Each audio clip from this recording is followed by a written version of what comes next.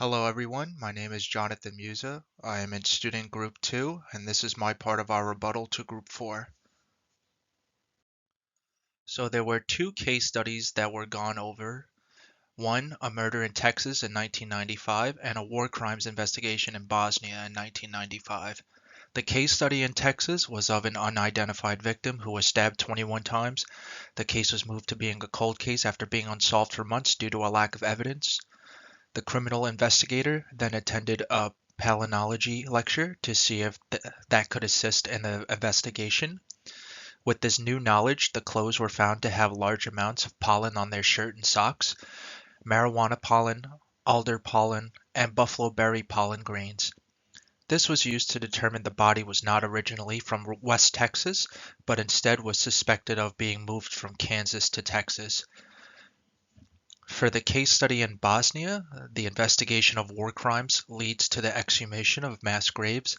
Pollen and soil sediment were taken to determine the environment profiles and to find the original mass graves locations. The investigation was done in secret. Low power microscopy was used to analyze the pollen samples. For both case studies, there were a lot of points that could be put up for contention. A couple of points on the first case study from Texas, with no palynology training at the collection and the months-long break in the investigation. It raises the question of whether the evidence could have been contaminated or misanalyzed. In the second case study from Bosnia, low-powered microscopy was used to analyze the pollen sample. What was the state of the pollen?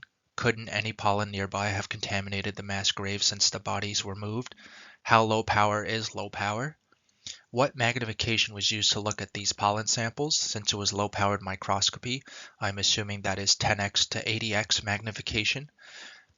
Isn't that insufficient to analyze pollen when you need 100x to 1000x magnification to be able to accurately analyze the pollen, considering the size of the pollen?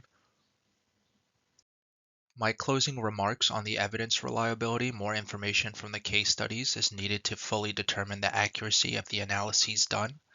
There are many areas in the process that need to be addressed, such as process steps and handling of evidence.